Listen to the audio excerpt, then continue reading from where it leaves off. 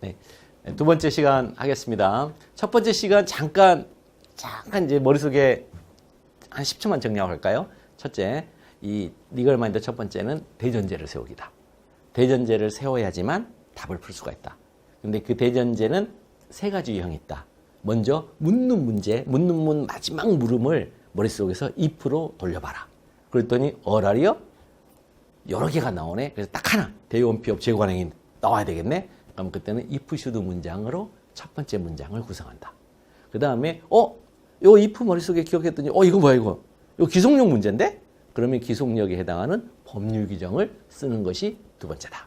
그러니까 취소성의 대상이 처분인지를 검토하시오. 이거 19조 문제인데? 2조 1항 2조 1항 2로 같이 써야 되는데 그럼 19조와 2조 1항 2로 이렇게 써야 된단 말이에요. 그래서 그걸 뭐 한다? 보고 베끼라는 거예요. 보고 베끼는 거예요. 19조와 2조 1항을 같이 붙이면은 와로 붙였잖아요. 와로 붙여졌으니까 이 19조의 행정법 제19조의 제목이 뭐냐면 취소송의 대상이 제목이에요. 그 다음에 행정법 제2조 1항 1호의 첫 번째 문장이 어떻게 되면 처분이란 이렇게 지나가. 여기까지가 작용을 말한다. 여기까지가 2조 1항 1호에 쓰여지는 그대로 보고 베끼는 거예요. 보고 베끼는데 19조는 제목만 보고 베끼고 2조 1항 1호는 내용 전체를 보고 베끼거든요. 그러면 이렇게 했을 때 와야 해당하는 접속어. 자, 제가 누누이겠지만 보이게 논리라는 건 보이게 만들어졌어요. 우리 눈에 보이게. 그 접속어 눈에 보여야 되죠? 인이라고. 여기에 와자가 이게 인으로 바뀌죠. 그래서 취소송의 대상인 처분이라 이렇게 해서 보고 베끼시면 돼요. 보고 베끼면 돼요. 컨닝 아니에요. 여러분들한테 준 법전은 컨닝이 아니에요. 보고 베끼라고 준 자료예요. 그거 못 보고 그거 안 보고 안 베끼겠다. 나 이거 이번 시험에 떨어질 거야. 엄청난 의지의 표현이죠. 그 사람 의지 한국인. 그렇게 절대 가시면 안 돼요. 그 다음에 또 두 번째 문제가 갑에게 원고적 기억을 인정할 수 있는지 혹은 갑이 원고적 기억이 인정될 수 있는지 이렇게 인정될 수 있는지 검토하시고 머릿속에 원고적 기억 인정? 12조인데? 법률규정 찾는 거죠. 그래서 행정소법 제12조 제1문 그 다음에 보고 베낄 때 어떻게 한다? 에 의하면 by the law 법칙행정 원리가 드러나도록 이렇게 에 따르면 이렇게 하세요. 에 따르면 상관없어요.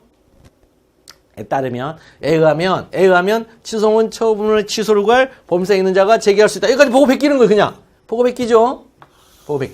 그런데 에 따르면 이렇게 판례 문구처럼 우리 판사님들처럼 이제 법이 개정되고 이런 변동될 가능성을 전제해 둔 그런 표현으로 에 따르면 왜냐하면 판사님들은 법칙행정의 원리를 구현하는 분들이니까 현재 법은 이런 상태야 라고 에 따르면이라고 하거든요. 우리 수험생 입장에서는 현재 법이 그거니까 에 의하면 할게요 이렇게 하는 것이고 근데 에 따르면 하면요 뒷부분 여기에서 라고 규정하고 있다 이 표현이 다 들어가야 되죠. 에 따르면 일문에 따르면 취소는 처분을 취소하고 범사인자가 제기할 수 있다 이렇게 하면 안 되고 일문에 따르면 에 따르면 취소는 처분을 취소를 범사에 있는 자가 제기할 수 있다라고 규정하고 있다. 이렇게 써야 돼요. 근데 에 의하면 하면은 뭐라고 규정하고 있다. 그렇게 쓰는 게 아니고 에 의하면 그냥 보고 베끼고요. 그 상태 그대로. 그 상태 그대로 보고 베끼고. 여기에 조금 차이가 있어요. 이런 것들이 다 논리예요. 논리. 글을 쓰는 논리예요.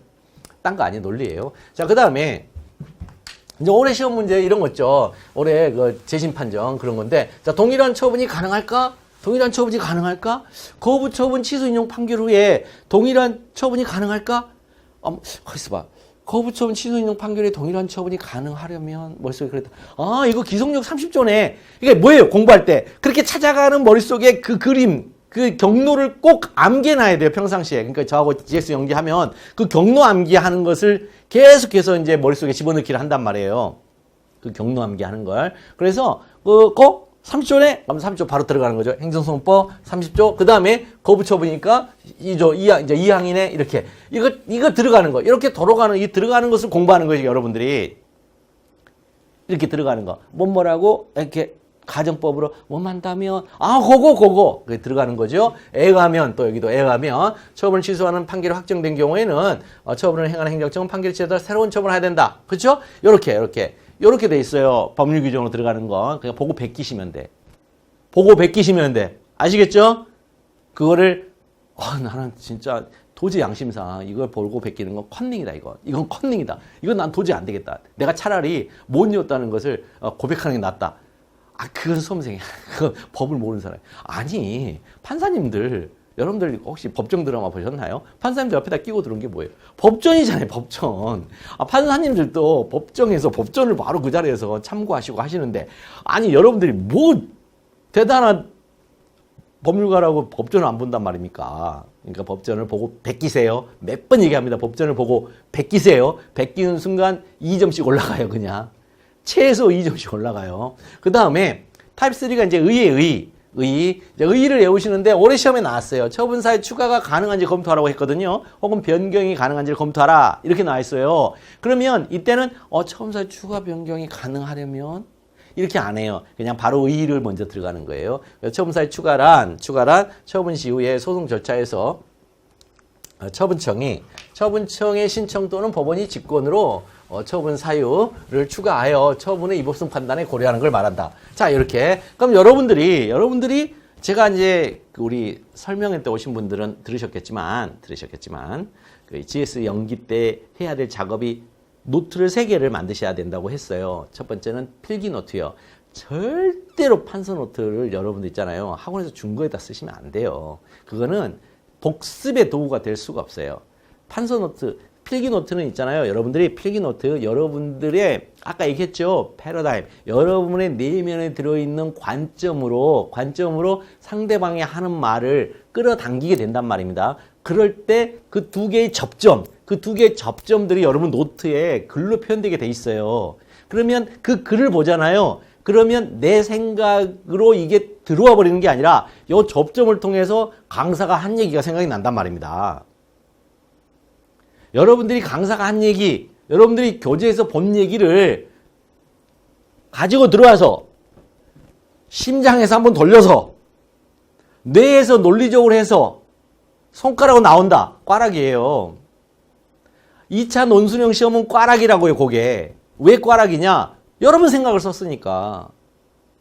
제가 그때 얘기했죠. 간주관성이라고. 그러니까 간주관적으로 여러분들 글을 써야 돼요. 내가 생각하는 이미지하고 채점자가 생각하는 이미지가 일치해야 고득점이 나오는데 그 이미지를 일치하게끔 만드는 장치가 뭐라고요?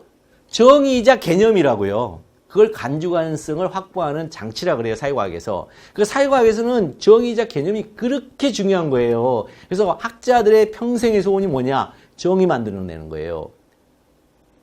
일반적으로 그 학계에서 통용되는 정의 만들어내는 게 학자들의 평생의 소원이라고요. 누구 말에 하면 이렇다 하더라. 여러분들 많이 배우시잖아요. 이제 인사조직이라든가 경영조직, 이제 인사노무 이런 데 가서 보시면 학자 이름하고 그 학자가 얘기했던 거 배우잖아요. 기대이론, 부름, 이런 식으로. 그러니까 그런 식으로 학자의 이름에 의해서 나오는 거. 그런 정의들을 만드는 게 이 사람들의 평생의 꿈이란 말입니다. 그런데 우리 행정법 영역에도 그런 강학상 정의들이 있어요. 제도에서 행정법에서 제도에서 강학상 정의가 있는데 그 강학상 정의가 몇 가지가 있어요. 그러니까 그 몇 가지만 살짝 외우시면 돼요. 행정쟁송법으로 이제 범위가 좁혀지면 그 정의가 진짜 별로 없어요. 그 정의 자체가 별로 없어요. 의가. 그래서 처분사 추가 변경. 몇 개 없어요. 몇 개? 처분사의 추가 변경. 이거밖에 없는 것 같은데 지금 현재로서. 그렇게 돼 있어요. 그러니까 여러분들이 너무 지나치게 그렇게 하면 안 돼요. 무슨 문제, 의무이행 소송이라든가 예방적 부작위 소송 이런 것도 우리나라에 없잖아요, 법에. 근데 독일법에 있는 걸 갖고 오거든요. 그러면 그건 무슨 정의예요? 독일법에서 갖고 왔으니까 법률규정상 정의예요? 아니요. 법률규정상 정의는 우리나라의 법에 있는 것만 법률규정상 정의라고 그러고 다른 나라의 법에서 가져온다거나 다른 나라의 뭐에서 가져오면 다 그 강학상 정의예요. 그러니까 강학상 정의 가지고 하는 거예요. 자, 그래서 그런 것들을 여러분들이 뭐예요? 노트 3개, 필기 노트. 그 다음에 두 번째는 요거. if, should 문장에 암기장. 명암판 정도 크기로 해서 암기장. 지하철이라든가 어디 다닐 때 이렇게 살살 넘겨가면서 이렇게 내가 외워졌나 안 외워졌나 이거 볼 수 있게끔. 옛날 어렸을 때 그 단어장 같은 거 많이 만들었는데 영어. 그런 식으로 만드는 거예요, 그거 계속 만들어서 계속 여러분들이 이렇게 손가락이 익숙해질 정도로 보면서 그것들이 글로 표현될 수 있을 정도로 이렇게 하는 거예요.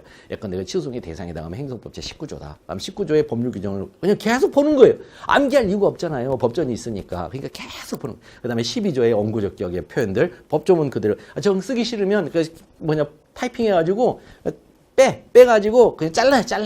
잘라가지고 이렇게 크기 명암판 잘라가지고 크기로 해가지고 만들어서 이렇게 보고 다니시란 말이에요. 그거를 GS 연기 때 하죠. 또 하나의 노트가 하나 더 있죠. 목차 노트예요. 목차 노트. 목차 노트. 이제 저는 목차 노트를 그 교과서 목차 노트가 아니고 이렇게 이런 대전제, 소전제, 그다음에 결론에 입각해서 3단 논법에 입각해서 이 부분을 어떻게 써야 되지? 라는 목차 노트를 드릴 거예요. 그럼 그 목차 노트 계속 보시면 거기다 이제 끼워 넣기만 하면 돼요. 여러분들 배운 걸. 끼워 넣기만 하면 돼요. 행정쟁성법 진짜 쉬워요. 진짜 쉬워요. 여기서 쉽다는 말은 무슨 얘기냐? 채점자를 속이기가 진짜 쉽다고요. 채점자를 속이기가 진짜 쉬워요. 이걸 학문으로 접근하면 절대 못 속여요. 그런데 법으로 접근하기 때문에 진짜 쉬워요. 그런데 그거를 자꾸 학문적으로 뭔가 이해를 시키려고 하니까 너무너무 쓰는 사람도 어렵고 그 다음에 수업을 듣는 사람도 괴롭고 얘기를 하는 사람도 괴로운 거예요. 왜요? 법이라는 것은 아주 분명히 보이는 거잖아요. 보이는 기준이잖아요. 이 보이는 기준을 자꾸만 뭔가 이해를 시키려고 보이는데 그걸 자꾸 이해시키려고 그래. 이거 분필이잖아요. 근데 분필을 왜 이해시키려고 하죠? 이거는요, 화학성분상으로는 탄소 몇 프로, 그 다음에 뭐 몇 프로 돼 있는 거고요. 그 분자 구조는 이렇게 할 필요가 없잖아요. 그냥 이거 분필. 뭐 하는데? 칠판에 쓰는 거. 아시겠죠? 법이라는 것은 뭐 하는 거다? 사용하는 효용성에 있단 말입니다. 효용성. 그 효용성이 어떤 방식으로 사용되느냐만 우리가 보면 되는데 그게 리걸 마인드 5가지 방식으로 된다. 지금 계속해서 인문 강의 통해서 여러분들한테 얘기해 드리는 거예요. 자, 그래서 리걸 마인드 두 번째는 그럼 이제 문제의 소재죠. 이제 문제의 소재. 이 로마자 1번 첫 번째가 문제의 소재예요. 답안 쓰는 첫 번째 목차예요. 답안을 쓰는 첫 번째 목차를 문제의 소재로 안 쓰려면 여러분들 뭘로 쓸 거예요? 이게 뭐예요, 이게? 사례형을 쓰는 문제의 소재 첫 번째 목차라 말합니다, 이게 사례형. 사례형 풀이의 첫 번째 목차가 문제의 소재예요. 어떤 분들은 문제 상황, 어떤 분들은 문제점 이렇게 하는데 문제의 소재라고 써요. 문제의 소재. 문제의 소재는 이제 사실은 이 답안을 쓰는 방식은 판사님하고 그다음에 원고 측의 변호사하고 피고 측의 변호사가 이제 판사실에 모여가지고 이제 하는 일종의 방식인데 이 소장을 접수를 하잖아요. 소장을 접수해 이제 치소송 특히 행정소송의 치소송의 소장을 접수하면 이 치소송의 소장을 접수한 수소법원은 처분청에게 그 소장 부본을 보내요. 야, 이런 치소송이 이쪽에 접수가 되는데 너 어떡할래? 이렇게 보낸단 말이에요. 그러면 소장 부본을 받은 처분청은 뭐 하겠어요? 그런 일 있어요? 이런 일이 벌어졌지? 이상하네. 이렇게 할까요? 아니죠? 뭐 할까요?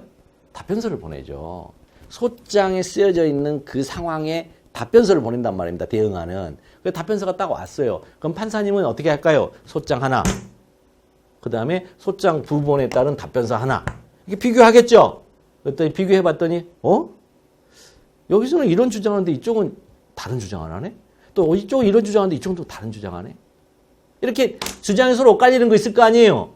그쵸? 그럼 그거를 뭐라 그래요? 판사님은 그거. 쟁점사항의 정리라 그래요, 그걸. 이 쟁점사항의 정리가 우리 답안에서는 문제의 소재라고 나와요. 그러니까 여러분들은 판사가 돼서 쓰는 거란 말입니다, 이게. 행정쟁송법이든 행정법이든 내가 판사라고 생각하고 쓰는 거라고요, 요게. 변호사 하시면요. 내가 변호사라고 생각하고 쓰는 거예요, 그건. 근데 사례형은 판사라고 쓰는 것이고 기록형은 변호사의 입장에서 쓰는 거예요. 소장 쓰는 거거든요. 그러니까 그 변호사 시험은 3개가 있어요. 선택형. 여러분들과 똑같은 이제 1차 시험처럼 선택형. 그 다음에 두 번째는 사례형. 우리 보는 이 사례형. 그 사례형은 판사 입장에서 쓰는 거예요. 그 다음에 기록형은요. 기록형은 뭐냐면 기록을 이만큼 줘요. 막 60페이지 뭐 이렇게 줘요. 그러면 사실관계를 주는 거예요. 이러이러한 사실이 있고 이러이러한 사실이 있고 몇 년, 몇 월, 며칠, 몇 시에 뭐가 있었고 쫙 사건의 시간별과 장소별로 쫙 나열해 줘요. 그러면 그거 가지고서 근데 이제 소장이 이제 써야 돼요. 소장을 내가 써야 돼. 변호사라 내가 생각하고. 그럼 여기서 이렇게 어떤 것들이 문제가 되고 어떤 것 쟁점이 되고 이 쟁점이 되면 이 법률 규정 뭐를 동원하면 이게 내가 이기고 요거는 내가 요걸 동원하면은 내가 질 수도 있겠는데. 그럼 어떤 것을 여기다 보강하면 내가 이 법률을 동원해도 이기지? 이런 고민을 하면서 하는 게 기록형이에요. 그러니까 변호사 시험에 이렇게 정확하게 이제 돼 있는 거예요, 그게. 그러니까 판사도, 판검사도, 좀 소양을 보고, 그 다음에 변호사의 이제 소양. 그러니까 다 같은 이제 법조계 이제 같은 이제 종사를 하니까 그런 식으로 하는 거란 말이에요. 근데 우리도요, 우리 노무사들도, 노무사 시험 보는 사람들도 판사의 입장에서 보는 거란 말입니다. 이거는 왜 보냐면 여러분들의 사고방식을 보고자 하는 거예요.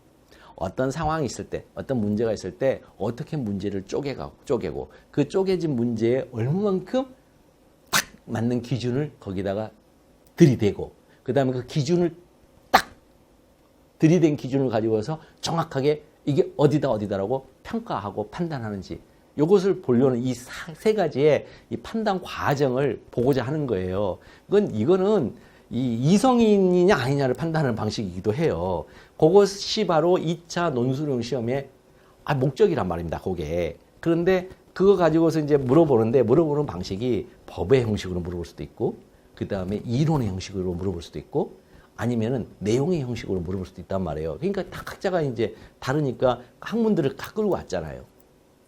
그렇죠? 끌고 왔잖아요. 노동법, 그 다음에 행정쟁송법, 인사노무관리, 경영조직론, 이런 거 끌고 와서 여러분들한테 물어보잖아요. 네, 다 그런 구조로 이루어졌어요. 3단 논법으로, 거기도. 다만 법의 이 행정쟁송법에서만 매우 독특하게 3단 논법이 눈에 보이게끔 이렇게 나와 있다는 것이죠. 나머지들은 내용으로 흘러가도 상관이 없고.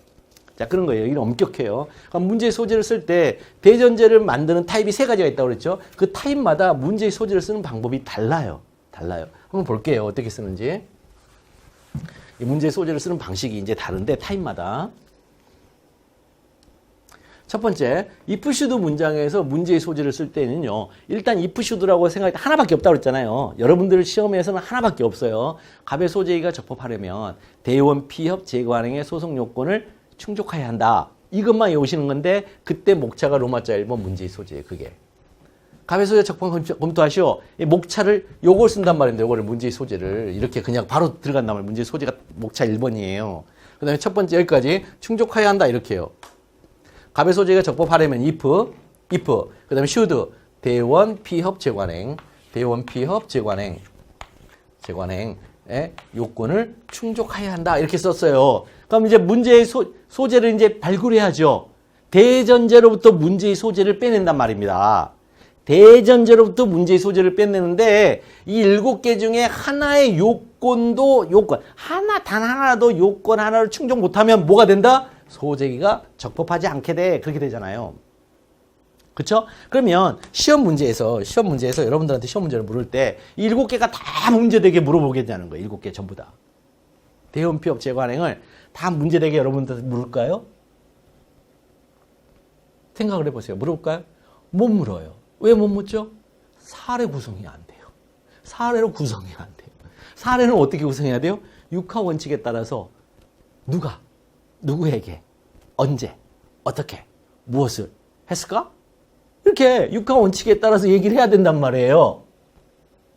아시겠죠? 그러면 피고는 누구예요? 누구에게,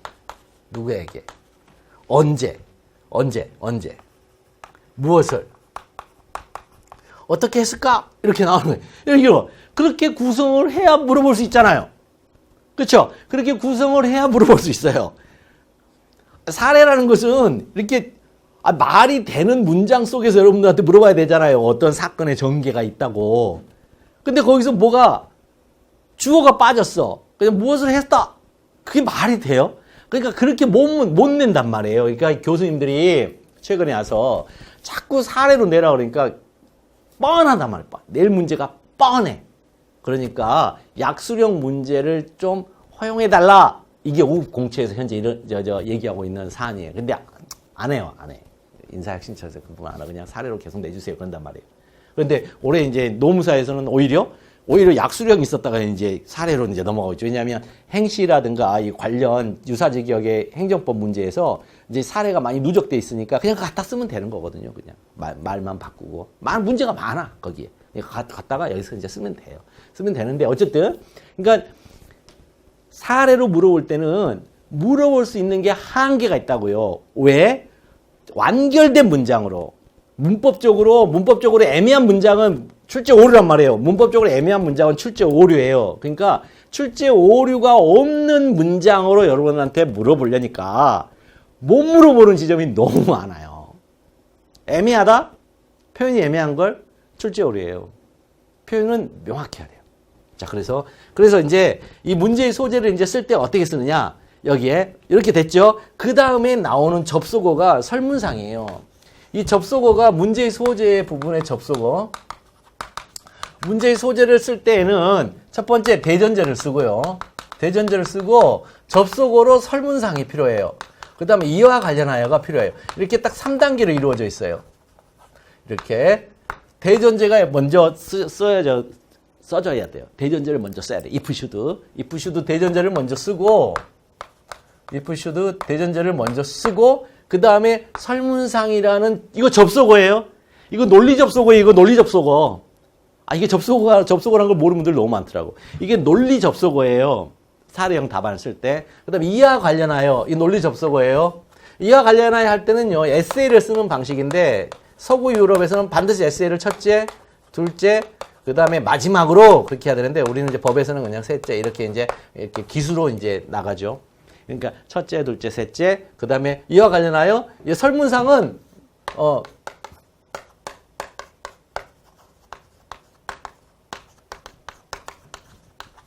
이렇게 가요. 외우고 있어요. 이거 외우는 거예요. 설문상 특별히 문제될 만한 사정. 이거 특별히 문제될 만한 사정 이게 한 단어거든요. 이게요. 특별히 문제될 만한 사정이 엿보이지 않는다 이렇게 얘기를 해요. 엿보이지 않는다. 이게 무슨 뭐 관음증 환자라서 엿보인다 그런 뜻이 아니에요.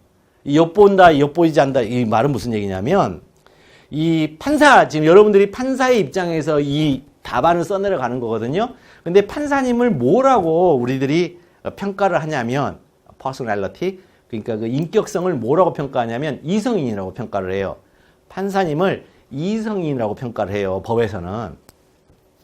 일반인의 시각 할 때 그 일반인이 이성인이에요. 그러니까 우리 이제 혹시 여러분 배우신지 모르겠지만 중대명백설 이런 거 배우셨죠? 일반인의 시각에서 중대하고 명백해야 된다 이런 말 하잖아요. 그러니까 일반인 시각에서 명백해야 된다. 그 일반인의 시각의 일반인이 누구냐면 우리 일반 서민이 아니에요. 우리가 일상적으로 이렇게 세상에서 일상생활 하면서 만나는 이런 평이한 이런 사람들이 일반인이 아니에요. 여기에서 일반인은 판사님을 말해요. 이성인을 말해요. 이성인. 그러면 이성인은 뭘 하는 사람이길래 이성인을 할까요? 이성인과 비이성인이 있잖아요. 그러면 뭘 하는 사람을 이성이라고 뭐 하지 못하는 사람을 비이성 앞에다 아닐 삐자 비이성이라고 할까요? 진리를 인식하는 걸 말해요. 진리 혹은 진실을 인식할 수 있는 사람, 능력을 갖춘 사람을 이성이라고 그러고 진실을 인식하는 능력 자체를 인식 능력 자체를 갖추지 못한 사람을 비이성인이라고 그래요. 그러면 이성인이 진리를 인식할 때는 이성인이 완벽한 절대이성을 갖고 있으면 진실을 본다고 그래요. 진실을 본다고 그래요. 그런데 아까 눈에 했지만 인간의 이성이라는 것은 이 육체 속에 갇혀져 있는 육체라는 감옥 속에 갇혀져 있는 아주 협소하고 파편에 불과한 이성이란 말이에요. 그 절대 이성에 비하면 아주 먼지덩어리 같은 파편에 불과해요. 그러니까 그 파편에 불과한 이성이 진실을 볼 수 있겠어요? 못 보죠? 그러니까 어떻게 한다고요? 엿본다 그래요. 그걸 엿본다 그래요. 약간 어려운 말로 블레포라 하는데요. 이제 그리스어로 엿본다고 그래요. 엿본다고. 아시겠죠? 그 다음에 이제 이성이 완전히 다 보는 건 이제 호라오라고 하고요. 그러니까 호라오, 블레포 이렇게 얘기해요.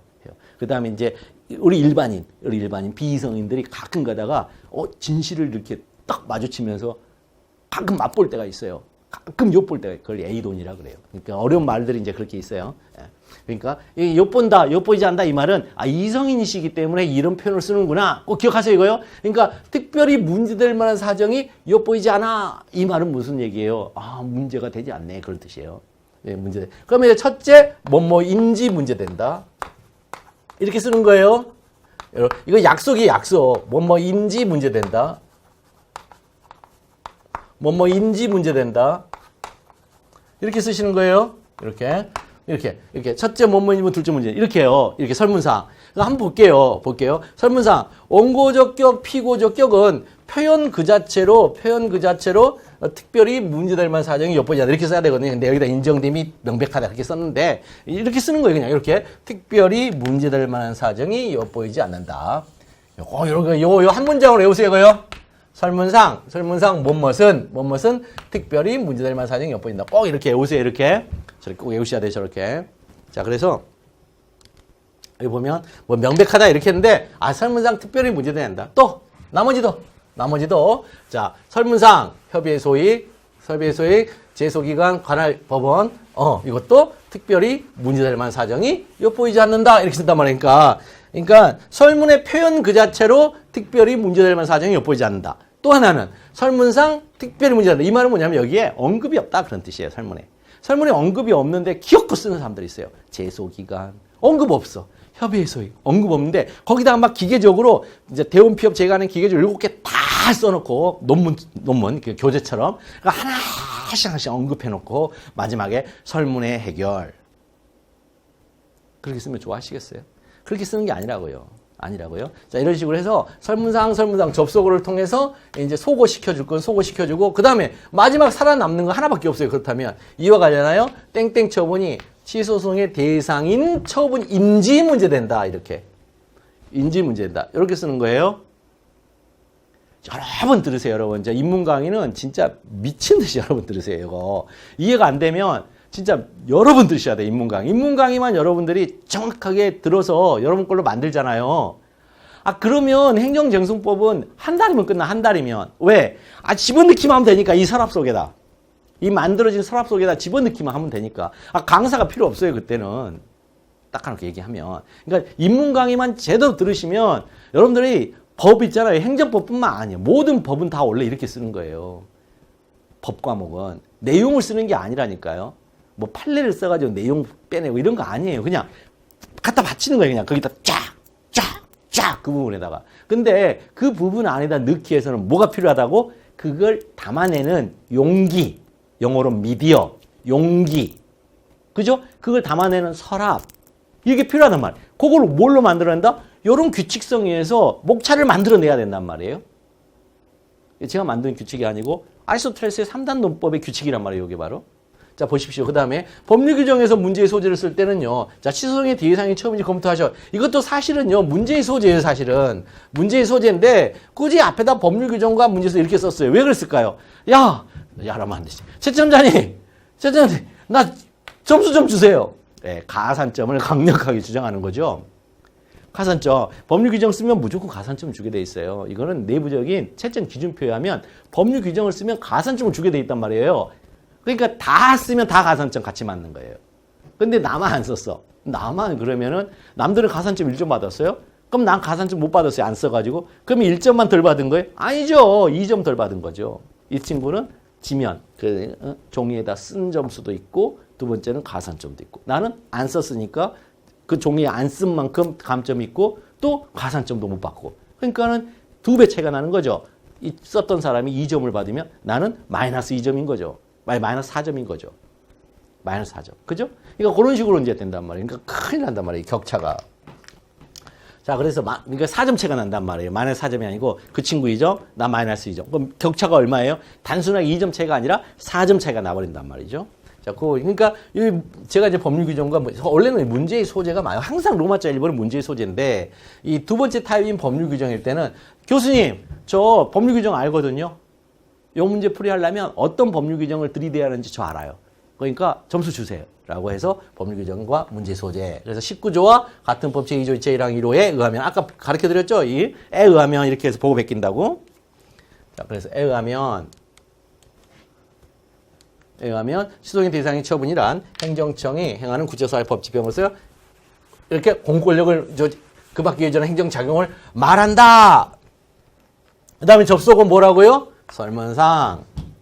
그 다음에 접속은 뭐라고요? 이와 관련하여. 네? 그래서 여러분이 문제 안 되는 것을 빼낼 때는 설문상이라는 접속어를 많이 쓰는 거예요. 많이 쓰는 거예요. 그래서 설문상, 관할 행정청 그러잖아요. 관할이란 말이 나왔잖아요. 관할이면 당연히 행정청이죠. 그러니까 관할 행정청은 행정청임이 명백하다. 혹은 관할 행정청 을은 행정청임이 명백함으로 특별히 문제될 만한 사정이 엿보이지 않는다. 뭐 이렇게 쓰시거나. 그러니까 특별히 문제될 만한 사정이 엿보인다. 이걸 아예 그냥 전가의 보도처럼 계속 쓰시면 돼. 그 다음에 여기도 갑에 대한 땡땡은 구체적 사실에 관한 법 집행임이 명백하다. 명백하다. 이거 문제가 안 된다는 거예요. 명백하다. 그 다음에 이와 관련하여. 그럼 이제 안 된 거. 여기 보면은, 눈치챈 분들은 눈치채셨을 거예요. 다 뭐로 했어요? 명사들을 처리하는 거죠, 지금.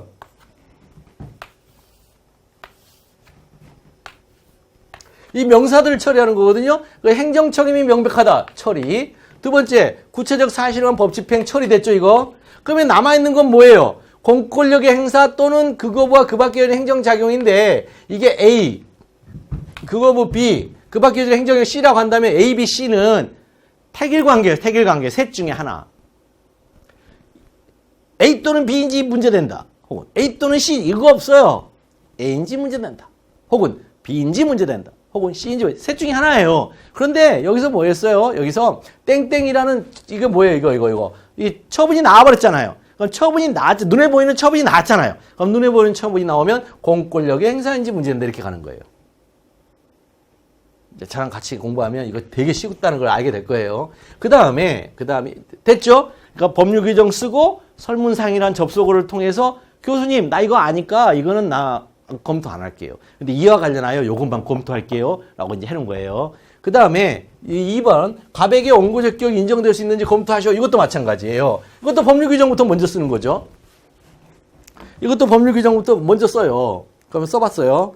법률 써봤더니 이것도 원래 문제의 소재인데 법률 규정과 문제서에서 교수님 나 가산점 주세요. 막 강력하게 주장하는 거죠. 이거. 예, 목차를 통해서. 그래서 12조 제1문에 의하면 이렇게 써주고 그 다음에 취소 소송은 명사 있죠. 두 번째 처분의 취소를 구할 법률상 이익 있는 자가 제기할 수 있다. 이렇게 이제 있죠. 여기서. 그럼 이제 하나씩 소거를 해야 되거든요. 그런데 취소는 당연히 소거가 돼요. 왜? 사례형에서는 취소 소송이라고 소송 형식을 가르쳐 주거든요. 취소하는 소송을 제기했다. 취소를 구하는 소송을 제기했다. 그렇게 가르쳐-주니까 이건 당연히 문제가 안 돼요. 만약 이 부분이 애매하다? 그러면 항고소송으로 이제 제기할 수 있느냐 이렇게 물어보는 건데 이게 애매하면 출제 오류예요, 그게. 이게 애매할 수가 없어요. 그 다음에 이 처분은 취소의 대상이 아까 대원 피업 재관행으로 외우라고 그랬죠? 처분, 취소의 대상이 처분이 문제된다. 그걸 건너서 그 판단을 건너서 들어오거든요. 이게 두 번째로 원고적 기억은. 그래서 먼저 판단했기 때문에 이거는 문제 안 돼요. 먼저 판단하고 들어오니까. 세 번째가 이제 여기서 이제 문제되는 건 취소를 구하리라는 이 표현하고 법률상 이익하고 자하고 제기할 수 있다. 이게 이제 문제가 되는데 이 행정소송법에 있는 모든 조항들은 전부 다 행정소송법에 있는 모든 조항들은 잊지 마세요. 전부 다 소장을 쓰는 방식과 소송 행위와 관련이 있어요. 특별히 어떤 내용을 갖고 있지는 않아요. 그러면 이제 그것들만 우리가 골라내면 돼요. 이 제기할 수 있다 있죠. 제기할 수 있다. 이거는 소송 행위예요. 소송 행위. 그러면 이 소송 행위로서 제기할 수 있다가 무슨 뜻이냐면 소장을 네가 접수해 그런 뜻이에요. 소장을 취소의 수소부분에다 접수할 수 있어 그런 뜻이에요. 제기할 수 있다가. 근데 제기할 수 있다가 접수할 수 있어 그런 뜻이에요. 그 다음에 이 취소를 구하리란 말은 뭐냐면 소장을 쓰는 방식이에요. 소장을 쓰는 방식이에요. 이건. 취소소송의 소장. 취소소송은 어떻게 소장을 써야 된다? 취소를 구하는 방식으로 소장을 써야 돼. 그런 뜻이에요. 그래서 여러분들한테 이제 본 수업 들어가면 소장을 가장 먼저 이제 보자고 할 거예요. 그럼 청구 취지 1번이 피고가 관할행정 A가 관할행정청 을이 가백에 행한 3개월 영업정지 처분을 취소한다. 라는 판결을 구합니다. 이렇게 적혀져 있어요. 소장의 청구 취지 1번이 관할행정청 을이 가백에 행한 몇 년 몇 월 며칠 가백에 행한 3개월 영업정지 처분을 취소한다라는 판결을 구합니다. 그러면 취소한다라는 판결을 구합니다. 이걸 어떻게 한 단어 줄일 수 있어요? 취소를 구하리죠. 취소한다라는 판결을 구하는 거니까 취소를 구하리죠. 그런데 취소를 구할 법률상에 있는 자가 뭐예요? 소송행위예요. 소송. 제기할 수 있다. 소장을 접수하는데 근데 소장에는 원고란이 있단 말이에요. 그 원고란에 법률상에 있는 자, 그 자의 이름을 써서 접수해 그런 뜻이에요. 그러면 이제 여기서 문제 안 되고 이것도 문제 안 되고 소장 쓰는 방식이니까 결국은 이제 법률상에 있는 자만 이제 문제가 되잖아요. 그렇죠? 그래서 설문상 갑은 자연인이에요. 자연인과 법인 얘기 이제 수업 들어가서 해드릴 건데 자연인은 자죠. 자연인은 자임에 분명하죠. 그러면 이제 이와 관련하여 첫째 이제 법률상 이것도 이제 소거됐죠. 그럼 남아있는 거 이거 하나잖아요. 법률상이. 첫째, 법률상의 의미와 법률의 범위가 문제된다. 둘째, 이 갑이 처분인 취소를 구할 법률상에 있는 자인지 문제된다. 이렇게 쓰는 거란 말이죠. 처음에는 되게 어려운데 진짜 쉬워요. 행정소송법. 행정쟁송법 자체가 진짜 여러분들한테 점수를 주기 위한 거예요. 이게 제가 딱 얘기하면 이 단어, 말로 이루어진 수학이라고 생각하시면 돼요. 말로 이루어진 수학이에요, 완전히. 그거는 이제 수업 들어가서 얘기하다 보면 여러분들 저절로 알게 돼요. 그냥 초시자들이 다 가서 50점 이상씩 다 맞고 와요, 행정고시에서도. 저하고 이제 같이 공부했던 친구들. 자, 그 다음에 거부 처분, 취소, 인용 판결에 동일한 처분이 가능한지. 이것도 마찬가지죠. 이것도 법률 규정이잖아요. 법률 규정이 30조 2항이잖아요. 그거 보고 베끼면 된다니까. 에 의하면 하고 보고 베껴요. 여기서 여기까지. 처분을 하야 한다. 여기까지. 이거 보고 베끼면 되죠. 그 다음에 여기서 판결에 의하여 취소됐다는 거죠. 판결에 의하여 취소되는 처분이 당사자 신청 거부한 걸 내용으로 하는 경우에. 이건 뭐 이거. 거부 처분이 취소됐다. 그 뜻이잖아요. 거부 처분이 판결로 취소되었다. 이런 뜻이거든요. 이게 거부 처분 취소됐다. 그러니까 설문상 땡땡 거부 처분 취소하는 판결이 확정되었다. 설문상 두 번째 또 설문상 을은 거부 처분을 행하는 행정청이다. 그러니까 확정되었으므로 특별히 문제되는 사정이 엿보지 않는다. 또 을은 거부 처분을 행하는 행정청이므로 특별히 문제될 만한 사정이 엿보지 않는다. 이렇게 원래 써야 되거든요. 뒷부분. 근데 뒷부분 이때는 이제 워낙에 확정되게 명백하니까 써도 되고 안 써도 돼요. 여러분들이 글을 쓸 때 나는 리듬감이 깨지네. 그럼 그렇게 쓰세요. 그냥 쓰세요. 그다음에 이와 관련하여 이제 또 접속어 이와 관련하여 문제되는 거. 첫째. 여기서는요, 독특하게 행정 30조의 법적 성질이 문제가 돼요. 요게 이제 수문 논점이에요. 이런 것들은 이제 수문 논점들이 있어요. 없잖아요, 아무것도. 여기는 명사들만 돼요. 다 지워졌잖아요. 됐죠? 그러면 이제 결국은 여기서 명사로 이제 문제되는 건 이거예요. 그 처분을 행한 행정청임에 틀림이 없어요, 이거요. 을은, 이건. 그러면 이제 여기서 남아있는 건 판결의 취지에 따라 다시 이전 신청에 대한 처분을 해야 하는데, 이 판결 취지에 따라 다시 이전 신청에 대한 처분인지가 문제되는 거죠. 지금 했던 처분이. 판결이 나왔더니 그 처분을 또 이게 재차 거부 처분이 특히 문제되는 건데 재차 거부 처분이 판결의 취지에 따라 다시 이전의 신청에 대한 처분이냐는 거예요. 그 재차 거부 처분이. 그것만 문제되는 거죠. 근데 그거를 알려면 이 판결의 취지에 따른 처분이 도대체 뭐냐는 거예요. 판결의 취지에 따라. 판결 취지에 따라 하는 처분이 도대체 뭐냐. 그게 바로 30조의 법적 성질론이에요. 30조의 법적 성질론이 먼저 나와서 이건 뭐야. 이제 기속역설, 기판역설인데 이거 기속역인데 기판역인데 그럼 판결의 취지가 달라져요. 해석이. 그래서 판결 취지의 해석이 달라지는데 우리 이제 판례와 통설이 이제 기속역으로 보니까 특수한 효력설로 기속역을 특수한 효력설로 보니까 판결의 취지는 기판역이 아니라 다른 방식이겠네. 그럼 배우셔야죠. 자, 그런 거. 자, 그다음에 판결의 취지에 따라 다시 행한 이전 신청에 대한 처분이 문제. 여기서 거부 처분을 말합니다. 그다음에 이제 마지막 유형이 이제 의죠, 의에서 문제의 소재를 쓰는 방식이 처분의 추가가 가능한지 검토하시오. 이렇게 돼 있죠? 여기도 마찬가지예요. 교수님한테 강력히 주장하는 거예요. 교수님, 나 가산점 주세요. 와, 문제의 소재. 원래는 문제의 소재만 쓰면 되는 건데, ifshould에서만 문제의 소재를 써주고, 처분사의 추가 변경의 의. 교수님, 저 의 제대로 써볼 테니까 가산점 주세요. 딱 들어가는 거예요. 의를 먼저 쓰죠. 의의를 쓰고 고려하는 것을 말한다. 예? 소송 절차에서 처분청의 신청 또는 법원이 직권으로 처분 사유를 추가 변경하여 처분의 위법성 판단을 고려하는 걸 말한다. 여기까지 뭐예요? 여러분들 카드 만들어서 외우셔야 된다니까. 달달달달달. 암기 카드 만드셔가지고 달달달 외우셔야 돼, 이거. 그 다음에 이제 여기는 독특한 게 지금까지 뭐, ifshould에서는 뭐 했다? 접속어가 뭐가 필요했다? 설문상. 그 다음에 이와 관련하여. 법률 규정도 설문상, 이와 관련하여. 근데 이 의의로 들어가는 지점에서는 설문상이 없어요. 그냥 이와 관련하여로 바로 들어가요. 접속어가 여기는 설문상이라는 접속어가 없어요. 설문상이라는 접속어가 없고 이와 관련하여로 바로 들어가요. 이와 관련하여 바로 들어가서 추가 변경 제도의 인정 여부, 그다음에 추가가 허용되는 허용 여부, 인정 여부, 허용 여부 이렇게 이제 들어가는 거거든요. 2단계로. 요거는 이제 여러분 교재에는 인정 여부, 그다음에 허용 여부 이렇게 돼 있어요, 교재가. 근데 그렇게 안 쓴다는 거예요. 사령 답안은 인정되는지 인지 문제된다. 인지 문제된다로 마지막에 끝나게끔 글을 만들면 돼요. 그래서 인정되는지 문제된다. 그다음에 허용되는 범위 내에 있는지 문제된다. 이렇게 쓰는 거예요, 그냥. 이것도 이제 같이 배우다 보면 훨씬 쉬워져. 그러니까 이 행정법이라는 것은 제일 중요한 건 틀 만들기예요, 틀 만들기. 답안 작성의 틀 만들기. 답안 작성의 틀이 딱 머리에 고정되고 만들어지잖아요. 근데 여기도 이제 기본형이 있고 응용형이 있어요. 응용형은 약간 심화된 거고요. 일단 기본형을 저한테 다 이제 배우셔야죠. 그래서 기본형을 정확하게 딱 머릿속에 담고 있으면 그 기본형에 맞추어서 여러분들 에워서 쓰면 돼. 에워서 써서 거기다 넣으면 돼요. 안 에워지면 못 넣는 거고, 그 서랍에. 정직하겠죠? 못 넣으면 안 에워진 거고, 에워지면 그거 거기다 쓸 것이고. 아시겠죠? 그러니까 그 틀 서랍을 먼저 만드는 게 중요하다. 이제 그런 얘기입니다. 조금 쉬었다가, 리걸 마인드 3, 문제의 소재로부터 후속 목차를 이제 쓰는 방식을 한번 볼게요.